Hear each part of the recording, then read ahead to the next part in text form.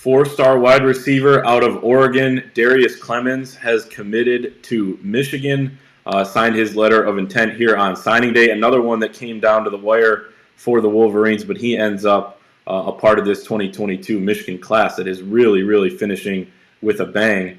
EJ, we'll throw it to you on kind of how this all went down. Yeah, Darrius Clemens is a guy in the summer completely eliminated Michigan, but Ron Bellamy, I know he doesn't coach wide receivers, but he had recruited Clemens when he was briefly the wide receivers coach before moving over to the safety position, and he always kept in contact with Clemens and his family. With Michigan having a great season, having a need for wide receiver, with only one committed heading into signing day and Tyler Morris.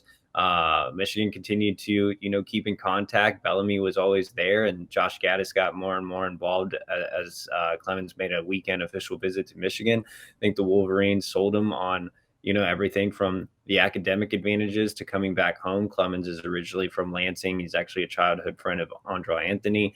And I think it just made a lot of sense. So Michigan gets a guy that's a big outside wide receiver, 6'3", 200 pounds, just built extremely well and can fly 4.37 40 speed, which is insane. And, I know Tim has been very vocal about his thoughts on Clemens and how high he is on him as well. Yeah, Tim, how big is this and what is Michigan getting?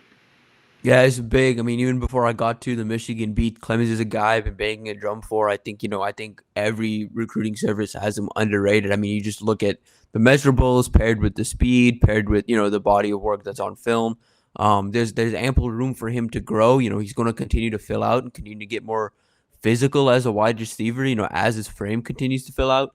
But, at 4.37 speed at his size, he doesn't look 4.37. He's just such a long strider. I think a good comparison for him, honestly, is just a bigger, faster Nico Collins. As crazy as it sounds, he's just someone Michigan's familiar with, but he plays somewhat of a similar role. I think Collins is a good comparison. EJ had a DJ Chark comparison for him.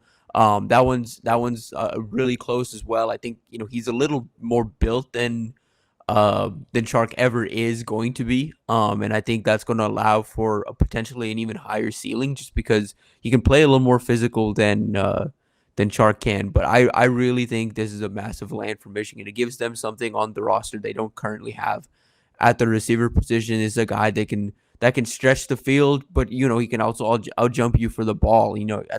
At the high point of the ball, he's going to beat you for it 8 times out of 10. So that's pretty big, and it's something Michigan doesn't really have, and it's going to continue to allow them to really try some stuff in the passing game and really get this passing game, jump started.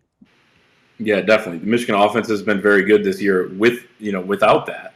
When you talk about making contested catches, stretching the field vertically, outside of some plays here and there, so that's huge. And you mentioned underrated. He's already the 98th best prospect in the country on 3, so that tells you just how good he is and how good he can be. So huge land for Michigan. Head to thewolverine.com for full coverage of this signing. $1 for an entire year, premium content there, and get the rest of the signing day stuff over at the Wolverine.